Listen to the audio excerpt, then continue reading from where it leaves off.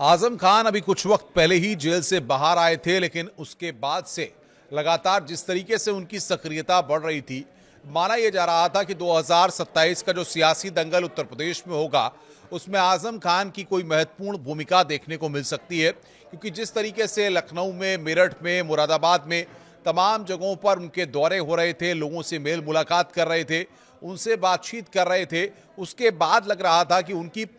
Political जो approach है 2027 के लिए, जिस तरीके के उनके बयान सामने आ रहे थे, तमाम जगहों पर, तमाम अलग अलग जगहों पर वो मीडिया से बातचीत कर रहे थे। बिहार के चुनावी मसले पर भी उन्होंने अपनी राय रखी थी। लेकिन जिस तरीके से दो पैन कार्ड का जो मसला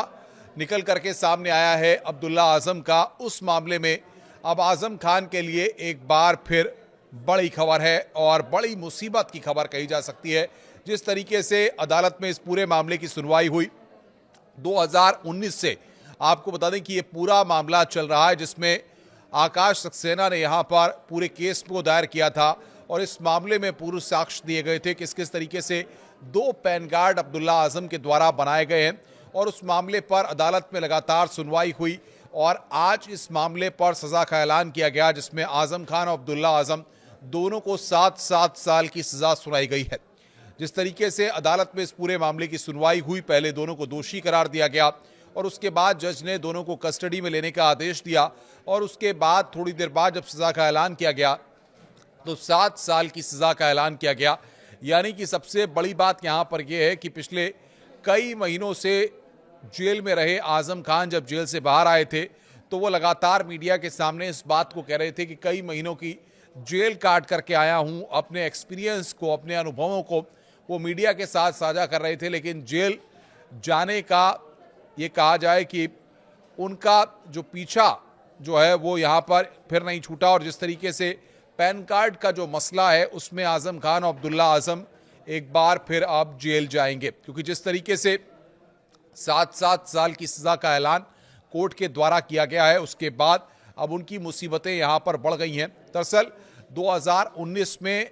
जो रामपुर से विधायक हैं आकाश सक्सेना, उन्होंने यहाँ पर केस दायर किया था और इस केस को दायर करने के बाद से लगातार इस मामले की जब सुनवाई हुई तो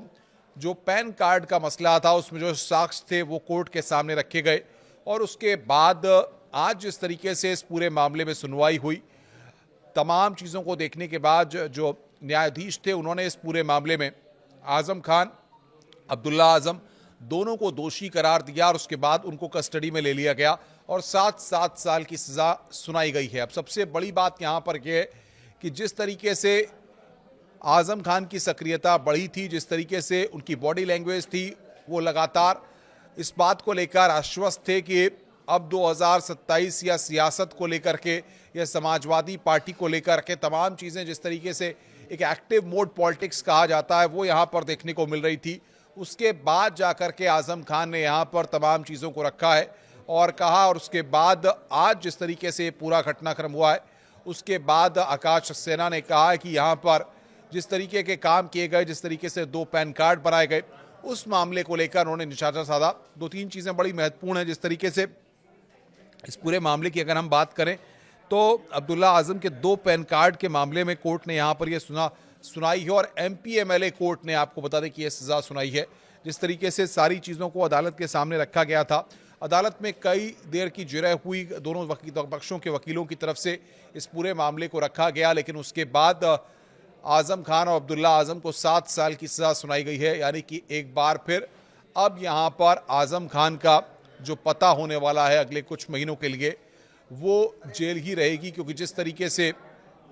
पैन कार्ड के मसले में 7 साल की उनको सज़ा सुनाई गई है, अब्दुल्ला आजम को भी जेल जाना होगा और जिस तरीके से अब ये देखना होगा कि कानूनी पहलू की आखिर जिस तरीके से हायर कोर्ट्स में इस केस को लेकर के अपील दायर की जा सकती है, ऐसे में क्या